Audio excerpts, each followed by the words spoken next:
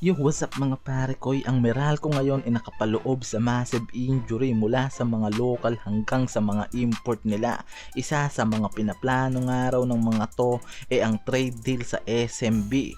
Isa yan sa balak ngayon na gawin nitong Meralco Bulls at itong fresh from champion UAAP center Quinte Melora Brown target ng SMB pamalit dito kay JMF. At yan yung isa sa tinitignan na magiging movement nitong SMB next PBA draft. Talagang inaabangan nila yung sentro na to. Tara't pag-usapin natin to mga pare koy.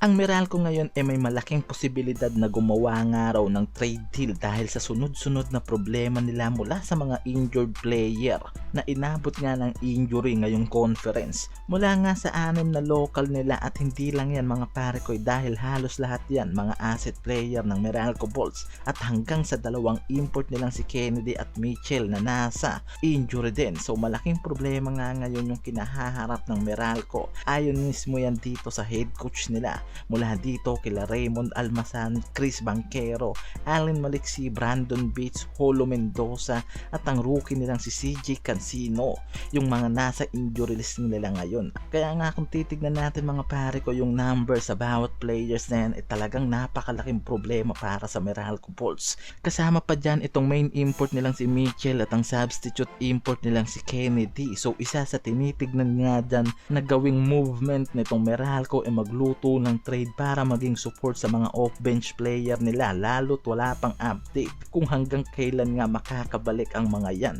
Isa sa tinitignan dyan itong SMB o Terra Firma teams na kuwaan nila ng mga players. And isa lang yan mga pare koy na tinitignang espekulasyon na maaaring gawin nitong Meralco Bulls sa kanilang kampanya para nga mabalanse pa yung laro nila sa conference na to at kung sakali nga raw baka matuloy din ang pagkuha ng mga to ng panibagong substitute import pamalit dito kay Kennedy. At yan yung lumalabas na rumors na pwede nga nilang kuhanin yung import nila sa EASL na si Ange Kwame na nasa top choice nga raw ngayon ng Meralco lalo't madali na nila itong makukuha dahil sa pasok na nga raw ito sa kanilang roster sa EASL as a import. And kung matuloy nga paniguradong yan ang makikita natin ngayon sa kanilang kampanya. Samantalang ngayon mga pare ko may lumalabas na rin na rumors about dito sa UAAP 6'10" center na si Quinte Melora Brown. Nakaka-champion lang ngayong season sa UAAP na balak nga raw na magpa-drop sa PBA.